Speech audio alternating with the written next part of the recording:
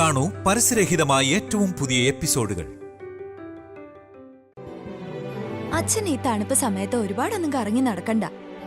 ഇവിടെ വന്നു കഴിഞ്ഞാലേ അടുക്കളയിലൊന്നും അച്ഛൻ കയറേണ്ടി വരില്ല.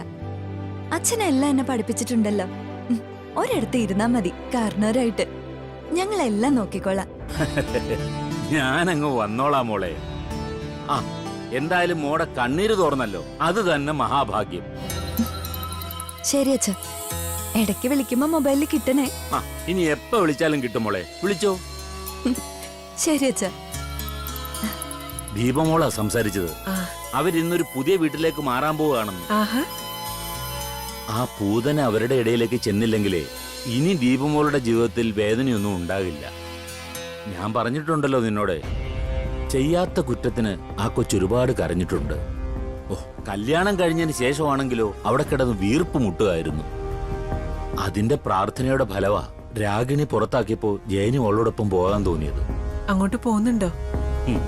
പോകാതിരിക്കാൻ പറ്റില്ലല്ലോ. ഇപ്പൊ എന്നെ സ്നേഹിക്കുന്ന 3 മക്കളും അവിടെ, എന്റെ 2 ആൺമക്കളും, പിന്നെ നമ്മുടെ മോള് ഹരിതയും. അതുകൂടാതെ മരുമോളും ഉണ്ട്. അതുകൊണ്ട് പോയേ പറ്റൂ. ആ അവിടെ ചെന്നിട്ട് എന്തെങ്കിലുമൊക്കെ കള്ളങ്ങൾ പറയാം. ചോറ് വിളമ്പി വെച്ചിട്ടുണ്ട്. മലയ്ക്ക് പോയി വന്നതുകൊണ്ട് മീനൊന്നും കറി വെച്ചിട്ടില്ല. അയ്യോ വേണ്ട, നാളെ മുതൽ മതി. അല്ലെങ്കിലും ഇപ്പൊ മത്സ്യത്തിനോടും മാംസത്തിനോടും വലിയ താല്പര്യമൊന്നും തോന്നുന്നില്ല. ഇനിയിപ്പോ ഹരിതമോളുടെ കല്യാണം കൂടെ കഴിഞ്ഞിട്ട് നമുക്ക് ഓരോരോ പുണ്യക്ഷേത്രങ്ങളിലൊക്കെ യാത്ര പോകേണ്ടി വരും. അതുകൊണ്ട് കൂടുതലും വെജിറ്റേറിയൻ ആകുന്ന നല്ലത്. ആഹാരം കുറച്ച് ഭക്തി കൂട്ടി ഇനിയുള്ള കാലം അങ്ങ് കഴിയാം. എന്താ? വാ കഴിക്കാം. ആ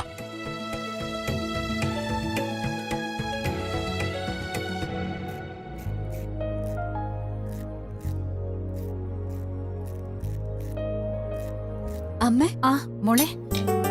ആഹാ കൊള്ളാലോ. അമ്മ ആളാകെ മാറിപ്പോയിന്ന് രചന പറഞ്ഞപ്പോ ഇത്ര സുന്ദരിയാവുന്ന ഞാൻ വിചാരിച്ചില്ല. മതി മതി, എന്നെ ഒരുപാടങ്ങ് പുകഴ്ത്തി എന്റെ മോള് കഷ്ടപ്പെടണ്ട. മോളെ, പുതിയ വീട്ടിലെ താമസമൊക്കെ എങ്ങനെയുണ്ട്? കൊഴപ്പൊന്നുമില്ല അമ്മ. ആ ഹരിയേട്ടൻ വന്നു. 2 ആൾക്ക് ഞാൻ ഫുഡൊക്കെ ഉണ്ടാക്കി കൊടുത്തു. ഇനിയിപ്പോ ഏട്ടനെയും ഏട്ടത്തിയമ്മയായിട്ട് കാണുന്നതിലൊന്നും വലിയ വിലക്കൊന്നുമില്ലല്ലോ അല്ലേ? ഇല്ല. പിന്നെ ജയലാലിന്റെ അമ്മ വിളിക്കാൻ മറ്റു ചെയ്തായിരുന്നോ? ഇതുവരെ വിളിച്ചിട്ടില്ല. ഏത് നിമിഷവും കടന്നു വരുമെന്നുള്ള ഭയത്തില്ല ഞങ്ങൾ. ഇനി ഏതായാലും ജയലാല് വിട്ടുകൊടുക്കില്ല മോളെ. ആദ്യ കടമ്പ കടന്നു കഴിഞ്ഞു. അതുകൊണ്ട് വാശിയുള്ള മോളുടെ അമ്മായിമ്മ മോളുടെ അരികിലേക്ക് വരാനും പോകുന്നില്ല. അവിടെ പ്രശ്നങ്ങളൊക്കെ അടങ്ങിയപ്പോ ഇവിടെ ഇപ്പൊ തലവേദന. ഞാൻ അറിഞ്ഞു. ഇടയ്ക്ക് ഞാൻ രചനയെ വിളിച്ചായിരുന്നു. അവളാകെ വിഷമത്തില്ല അമ്മ. മോള് രജനിയോടൊന്ന് സംസാരിക്കണം. എന്നിട്ട് അവൾക്ക് ധൈര്യം കൊടുക്കണം. ഇവിടെ വന്നവളെ വഴക്കുണ്ടാക്കാനായിട്ട് തന്നെയാ വന്നത്. അതെന്നോട് ദിയയും പറഞ്ഞു. അവർക്കിവിടെ താമസിക്കാൻ പറ്റുന്നില്ലെങ്കിൽ മാറി താമസിച്ചൂടെ അമ്മ? ആരോട് പറയാനാ? അതൊക്കെ ഞാൻ ഒരുപാട് തവണ പറഞ്ഞു നോക്കിയതാ. എന്നിട്ട് അവരത് കേൾക്കുന്നില്ല. അമ്മയ്ക്ക് അമ്മയുടെ മോന്റെ സ്വഭാവം പിടികിട്ടിയല്ലോ അല്ലേ? നിങ്ങളൊക്കെ പറഞ്ഞതാ ശരി. അവൻ അവന്റെ അച്ഛനെ പോലെ തന്നെ ആയിക്കൊണ്ടിരിക്കുക. രചന വേണമെങ്കിൽ ഞങ്ങൾ കൊണ്ടുപോയി ഞങ്ങളുടെ വീട്ടിൽ നിർത്താമേ. അതൊന്നും വേണ്ട മോളെ. ജയലാലും മോളും കൂടി താമസിക്കുന്നിടത്ത് രജനി നിർത്തുന്നതൊക്കെ മോശമല്ലേ? ജയലാല് എല്ലാം സമ്മതിക്കുന്നുണ്ടെങ്കിലും നമ്മൾ മുതലെടുക്കാൻ പാടില്ല. അവള് ഫ്രണ്ട്സിനൊപ്പം താമസിച്ചോണ്ടിരുന്നത്. അതുകൊണ്ട് നിക്കക്കള്ളി ഇല്ലാതെ വന്ന അവൾ അവിടേക്ക് തന്നെ മാറും. അതെനിക്കറിയാം മോളെ. അതുകൊണ്ട് അങ്ങനെ മാറാതിരിക്കാനാണ് ഞാൻ ശ്രമിക്കുന്നത്. പക്ഷേ എത്രത്തോളം അത് വിജയിക്കുമെന്ന് അറിയില്ല. അച്ഛൻ പിന്നെ വിളിക്കോ വരുമോ മറ്റോ ചെയ്തായിരുന്നോ? ഏയ് ഇല്ല. അയാൾ എന്തിനെ വിളിക്കുന്നത്? രചന പറഞ്ഞോണ്ടാ ഞാൻ അയാളെ കോടതി കയറ്റാതിരുന്നേ. വേണ്ടമ്മേ, ഇനി കേസും വഴക്കൊന്നും വേണ്ട. അച്ഛനെ എല്ലാവർക്കും മനസ്സിലായല്ലോ. എല്ലാവർക്കും മനസ്സിലായി, ഇവിടുത്തെ മരുമോൾ കൊഴിച്ച് എല്ലാവർക്കും. അവളിപ്പോഴും ചോദിക്കുന്നത് മോളുടെ അച്ഛൻ ചെയ്തത് അത്ര വലിയ തെറ്റാണോന്നാ. ഇന്നത്തെ കാലത്ത് ആണുങ്ങൾക്ക് അങ്ങനെയൊക്കെ തെറ്റു പറ്റൂന്നാ അവള് പറയുന്നത്. അപ്പൊ അവള് അച്ഛന്റെ സൈഡാണല്ലേ? അവള് അങ്ങനെ ഒരു കൾച്ചറിൽ വളർന്ന പെൺകുട്ടിയെ മോളെ. അതുകൊണ്ട് തന്നെയാ ഇവിടെ നിന്ന് അലമ്പുണ്ടാക്കുന്നത്. അത് ചിലപ്പോ അവളുടെ അമ്മായച്ചന്റെ ഉപദേശം കൊണ്ടായിരിക്കും. അയാളായിരിക്കും അവളോട് പറഞ്ഞത് ഇവിടെ വന്ന് പരമാവധി അടിയുണ്ടാക്കാൻ. അല്ലെങ്കിൽ അവളെപ്പോലൊരു പെൺകുട്ടി ഇവിടെ വന്നിങ്ങനെ കടിച്ചു തൂങ്ങില്ലല്ലോ. ആ നയന ഇപ്പൊ എവിടെയുണ്ടോ അതോ പുറത്തു പോയോ അമ്മേ? അകത്തുണ്ട്. ഞാനേ ഒന്ന് കണ്ടിട്ട് വരാം. ശരി. ആ മോളെ, ആ പുതിയ വീട്ടിലേക്കൊക്കെ താമസം മാറിയതല്ലേ? അമ്മ കുറച്ച് അച്ചാറൊക്കെ ഉണ്ടാക്കി വെച്ചിട്ടുണ്ട്. മോള് പോകുമ്പോ അതും എടുത്തോണ്ട് പോണം. ഒരു 2-3 ആഴ്ച ഉപയോഗിക്കാം. അയ്യോ അതിന്റെ ഒന്നും ആവശ്യമില്ലായിരുന്നല്ലോ അമ്മേ. ഡിലി ഹോസ്റ്റലിലായിരുന്നപ്പോ ഇതൊക്കെ അമ്മ സ്ഥിരം ചെയ്തിരുന്നല്ലേ. പിന്നിപ്പോ അമ്മ സസ്പെൻഷനില്ല. എല്ലാത്തിനും ഇഷ്ടം പോലെ സമയമുണ്ട്. മോള് ചെല്ലേ.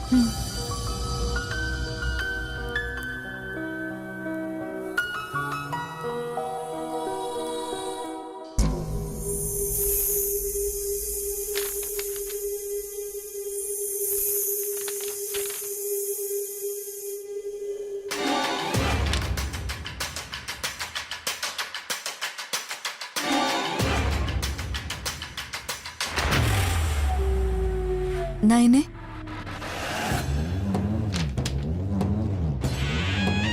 ഇതെന്താ മാനേഴ്സ് ഇല്ലാതെ കടന്നു വരുന്നേ? ഒരു മുറിയിലേക്ക് വരുമ്പോ ഡോറിൽ മുട്ടിയിട്ട് വേണ്ടേ വരാൻ? ആ ഇവിടെ നയന ഒറ്റയ്ക്കേ ഉള്ളൂ എന്ന് അമ്മ പറഞ്ഞു. എന്നാൽ ഒരു മുറിയിലേക്ക് വരുമ്പോ സാമാന്യ മര്യാദ പാലിക്കണ്ടേ? സോറി. എന്തിനാ വന്നേ? ഇനി ഭർത്താവുമായി തെറ്റിപ്പിരിഞ്ഞെത്തിയതാണോ? ഇവിടെ സ്ഥിരമായി താമസിക്കാൻ? ഞങ്ങള് തമ്മിൽ ഒരു ഉടക്കുമില്ല. പുതിയൊരു വീട്ടില് ഐശ്വര്യമായിട്ട് താമസം തുടങ്ങി. എന്നാ പിന്നെ ഐശ്വര്യമായിട്ട് അവിടെ തന്നെ നിന്നാ പോരായിരുന്നോ? ഇതെന്റെ അമ്മയും അനിയത്തിയൊക്കെ താമസിക്കുന്ന വീടാ. ഇവിടേക്ക് എനിക്ക് വരാൻ ആരുടെ അനുവാദം ചോദിക്കേണ്ട കാര്യമില്ല. അമ്മയനിയത്തി മാത്രല്ലല്ലോ ഇപ്പൊ ഇവിടെ ഉള്ളത്. ഒരു സമയത്ത് നിന്റെ ജീവിതം തകർത്ത ഒരുത്തിയും ഇപ്പൊ ഇവിടെ ഉണ്ടല്ലോ.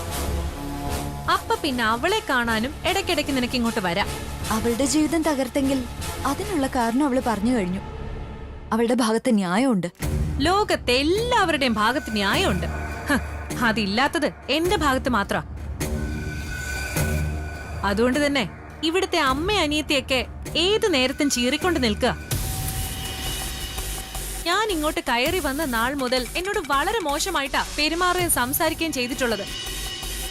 എന്റെ അമ്മയും ദിയയും ആ രീതിയിൽ സംസാരിക്കുകയും പെരുമാറുകയും ചെയ്യുന്നുണ്ടെങ്കിൽ അതിന് തക്കതായ കാരണവും കാണും. അവരൊരിക്കലും ആരെയും ഇൻസൾട്ട് ചെയ്യാറില്ല. ആയിക്കോട്ടെ, ദയവ് ഇത് ഞാൻ ഒറ്റയ്ക്കൊരു മുറിയിൽ ശാന്തമായിട്ട് ഇരിക്കുമ്പോ എന്റെ മനസമാധാനം കളയാൻ വേണ്ടി ഇങ്ങോട്ട് ആരും വരരുത്. അത് തന്നെ എനിക്കും പറയാനുള്ളത്. രചന ഒരു സമയത്ത് എന്നെയാണ് വേദനിപ്പിച്ചത്. അവളെ എന്തെങ്കിലും പറയണമെങ്കിൽ ഞാൻ പറഞ്ഞോളാം. നീ ഒരിക്കലും ആ പേരും പറഞ്ഞ് രചനയെ സങ്കടപ്പെടുത്താൻ വരണ്ട. അത്രയ്ക്ക് സങ്കടായെങ്കിൽ അവളെ വിളിച്ചോണ്ട് പൊയ്ക്കൂടെ? ഇപ്പൊ പുതിയ വീട്ടിൽ താമസമായെന്ന് പറഞ്ഞല്ലോ, അവിടെ പോയി താമസിച്ചൂടെ? അവള് വരുമെങ്കിൽ ഉറപ്പായും സന്തോഷത്തോടെ ഞാൻ വിളിച്ചോണ്ട് പോവും. എന്നാൽ അമ്മ അവളെ അങ്ങനെ വിടില്ല. എന്നിട്ട് എന്നോടും ദിലീപേട്ടനോടും പറയുന്നുണ്ടല്ലോ വേറെ പോയി താമസിക്കാൻ.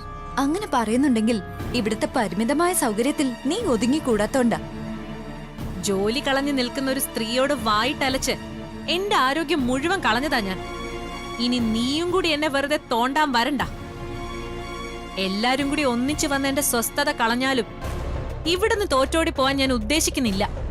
വേണ്ട, അങ്ങനെ ഇറങ്ങിത്തരണമെന്ന് ഇവിടെ ആരും പറഞ്ഞില്ലല്ലോ. അല്ല, അതിനുള്ള ശ്രമങ്ങളാ ഇവിടെ നടക്കുന്നതെന്ന് സാമാന്യ ബുദ്ധിയുള്ള ആർക്കും മനസ്സിലാവും.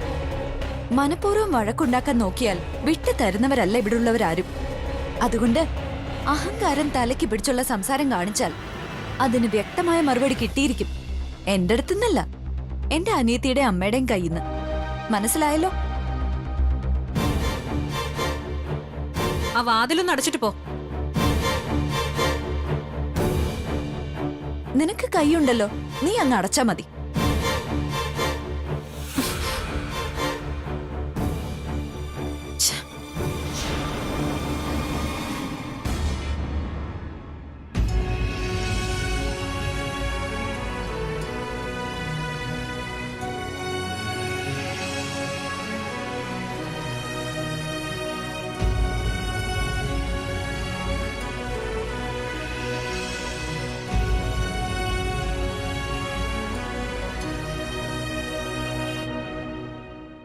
രചനെ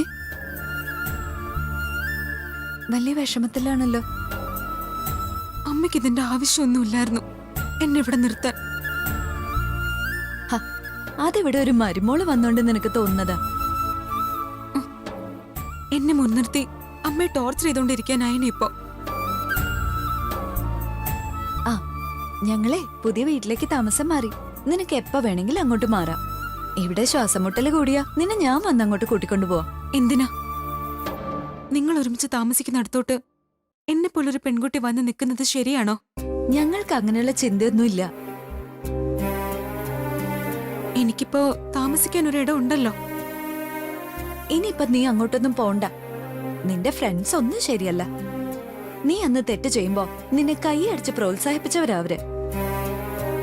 നിനക്കെന്നോട് വൈരാഗ്യം ഉണ്ടായിരുന്നു, എന്റെ കുടുംബത്തോടും. എന്നാൽ അവർക്കതില്ല. എന്നിട്ട് നിന്നെ തിരുത്താൻ ശ്രമിക്കാതെ നിന്റെ കൂടെ നിന്നവരവര്. അത്തരക്കാർക്കൊപ്പം ഒരു കാരണവശാലും ഇനി നീ താമസിക്കരുത്. ലാലേട്ടനോടൊപ്പം താമസിക്കാൻ പറ്റിയതുണ്ട്. ഇനി ടെൻഷന്റെ ആവശ്യമില്ല. നിനക്ക് എന്ത് സഹായം വേണമെങ്കിലും ചെയ്തു തരാന്ന് ലാലേട്ടൻ പറഞ്ഞിട്ടുണ്ട്. ആ ലാലേട്ടനെയൊക്കെ ഞാൻ ഒരുപാട് ദ്രോഹിച്ചിട്ടുണ്ട് അല്ലേ ദീപേ?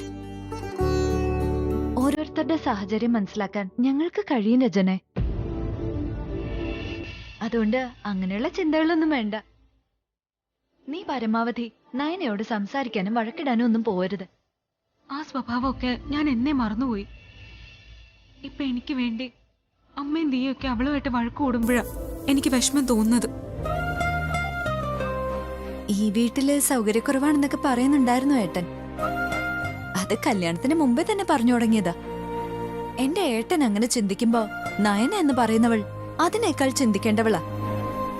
അവൾ എല്ലാ സുഖസൗകര്യത്തിലും കഴിഞ്ഞവളാണല്ലോ. എന്നിട്ട് പിന്നെ എന്തിനാ ഇവിടെ പിടിച്ചു നിൽക്കുന്നതെന്ന് എനിക്ക് മനസ്സിലാവുന്നില്ല.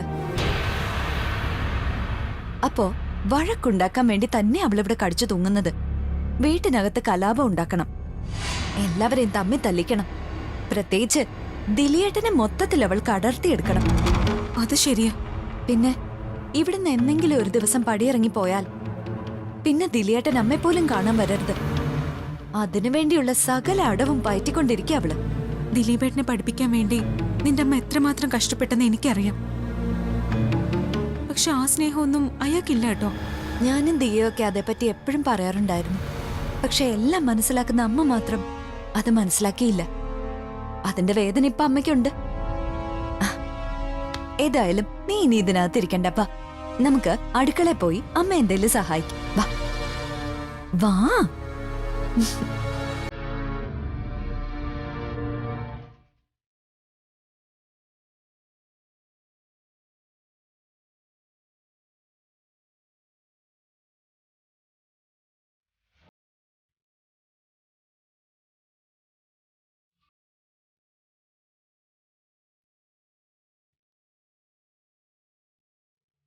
എന്താ മൊബൈലും പിടിച്ചോണ്ടിരുന്ന് ആലോചിക്കുന്നേ?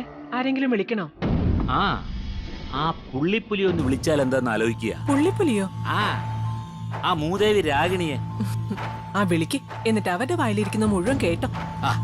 എന്തായാലും ഒന്ന് വിളിച്ചേക്കാം.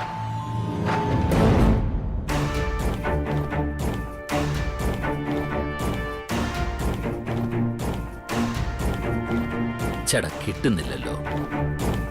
ഇപ്പൊ ഇതിന്റെ വല്ല ആവശ്യം ഉണ്ടായിരുന്നോ? അവക്കിപ്പോ എന്നെ കടിച്ച് കീറാനുള്ള ദേഷ്യം ഉണ്ടായിരിക്കും. അതിങ്ങനെ ഉള്ളിൽ അടക്കി ഒതുക്കി വെച്ചിരിക്കുകയല്ലേ. കുറച്ച് പുറന്തള്ളട്ടെ. ഒന്നുകൂടെ വിളിച്ചു നോക്കാം.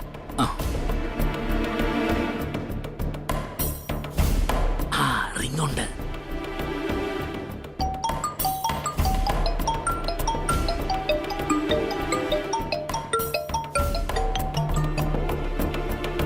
എന്താടോ?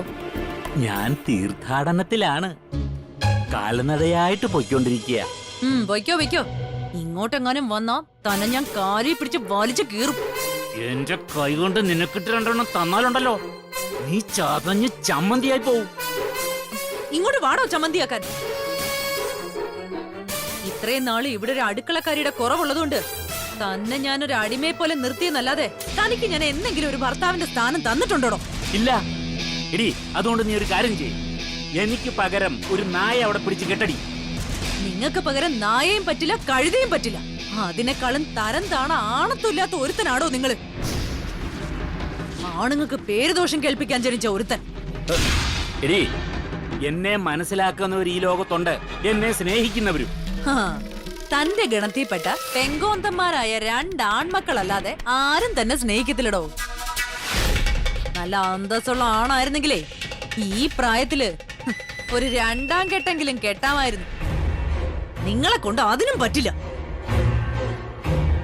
ഏത് പെണ്ണാടോ തന്നെ പോലെ കഴിവ് കെട്ടൊരുത്തനെ ഇഷ്ടപ്പെടുന്നത്? ഇനി ഈ വീട്ടുമുറ്റത്ത് കാലുകുത്തിയാലുണ്ടല്ലോ, അന്ന് തന്റെ അവസാനമായിരിക്കും. എനിക്ക് നിന്നെ പേടിയൊന്നുമില്ലടി. അതുകൊണ്ട് ചിലപ്പോ ഞാൻ അവിടെ വന്നെന്നിരിക്കും, കാലു കുത്തിയെന്ന് വിരിക്കും. ഇങ്ങ് പോരെ. നടന്ന് നടന്ന് കാല് തേയുമ്പോ ഇവിടെ വരാൻ തോന്നും.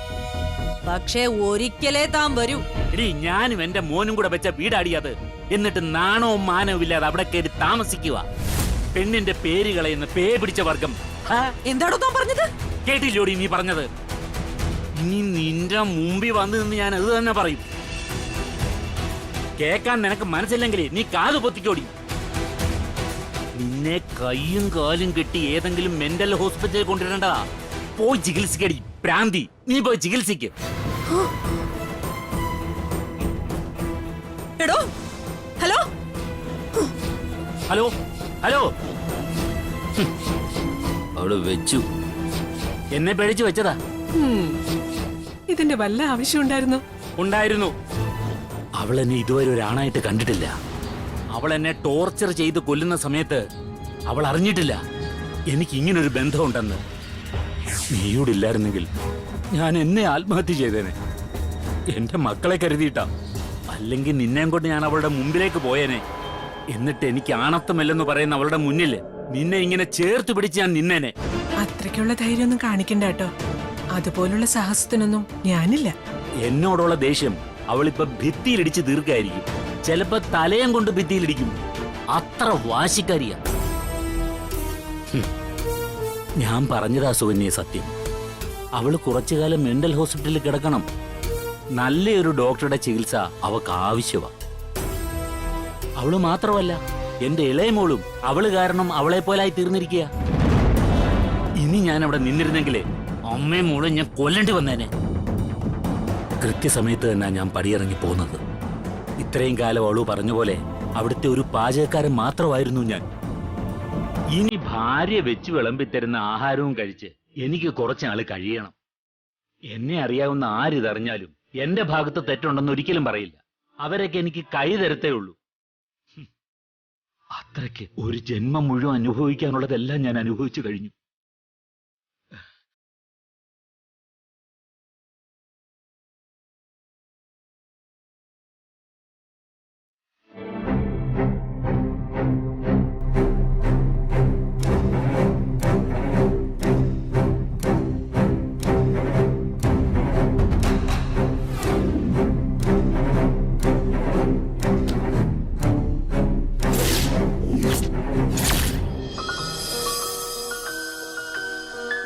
ഇപ്പൊ തനിക്ക് നല്ല ആശ്വാസം തോന്നുന്നുണ്ടോ?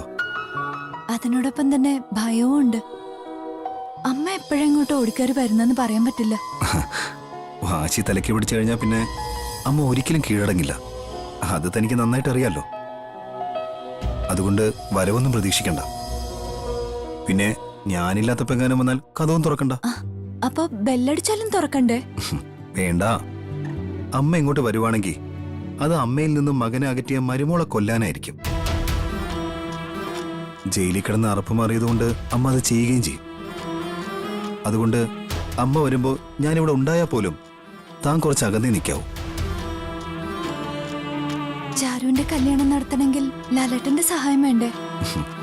ആർഭാടായിട്ട് നടത്തണമെങ്കിൽ എന്റെ സഹായം വേണം. പിന്നെ ഞാൻ പറഞ്ഞല്ലോ, അവൾക്ക് അത്യാവശ്യം വേണ്ട സ്വർണ്ണമൊക്കെ ലോക്കറിലുണ്ട്. അമ്മയുടെ അക്കൗണ്ടിൽ പണവും ഉണ്ട്. പിന്നെ ആ വീടും വസ്തുവും വിറ്റ് നല്ല തുക കിട്ടും. അതുകൊണ്ട് അവളുടെ കല്യാണം നടത്തിയിട്ട് വേണമെങ്കിൽ അമ്മയ്ക്ക് ചെറിയൊരു വീട്ടിലേക്ക് മാറാം. അങ്ങനെ അമ്മ താഴേക്ക് പോകണമെന്ന് എനിക്ക് ആഗ്രഹമില്ല. പിന്നെ ഈ പറഞ്ഞ പോലെ പിടിവാശി അതേപോലെ തുടരുവാണെങ്കിൽ അങ്ങനെയൊക്കെ ചെയ്തെന്ന് വരും. രണ്ട് ആൺമക്കളും വീട്ടിൽ നിന്ന് മാറിപ്പോയി. അച്ഛനും പടിയിറങ്ങിപ്പോയി. ഇനിയെങ്കിലും അമ്മയ്ക്കും ചാരുവിനും ഒക്കെ ഒന്ന് മാറിക്കൂടല്ലോ അല്ലേട്ടാ? അങ്ങനെ മാറണേക്ക് ഏട്ടത്തിയുടെ അമ്മയൊക്കെ പറയുന്ന പോലെ അമ്മ നല്ലൊരു ഡോക്ടറെ കാണണം, മരുന്നും കഴിക്കണം. അല്ലാതെ ഇനിയിപ്പോ അമ്മയെ മാറ്റിയെടുക്കാൻ മറ്റു മാർഗങ്ങളൊന്നുമില്ല. അമ്മയ്ക്ക് എന്ത് സഹായം വേണമെങ്കിലും ചെയ്യാൻ ഞങ്ങൾ മക്കൾ തയ്യാറാണ്. അമ്മ വെറുതെ ഇരുന്നാ മതി. മാസാമാസം നല്ലൊരു തുക അമ്മയുടെ കയ്യിലെത്തും. പകരം ഞാനും ഹരിയേട്ടനൊക്കെ ആവശ്യപ്പെടുന്നത് ഞങ്ങളെ ജീവിക്കാനൊന്ന് അനുവദിക്കണമെന്ന് മാത്രമാണ്. അതിന് സമ്മതിക്കാത്തൊരമ്മയെ എങ്ങനെ കൂടെ നിർത്തും? ഇനി എനിക്ക് താനില്ലാതെ, തന്നെ കാണാതെ ഒരു ദിവസം പോലും ജീവിക്കാൻ പറ്റില്ല. അതുകൊണ്ടാ ശരിയുടെ ഭാഗത്ത് ഞാൻ നിൽക്കാൻ തീരുമാനിച്ചത്. അങ്ങനെ നിന്നില്ലായിരുന്നെങ്കിൽ ഇപ്പൊ പടിയിറങ്ങിപ്പോയ അച്ഛൻ പോലും എന്റെ കരണത്തടിച്ചേനെ. പാവം അച്ഛനിപ്പോ എവിടെയാണോ എന്തോ.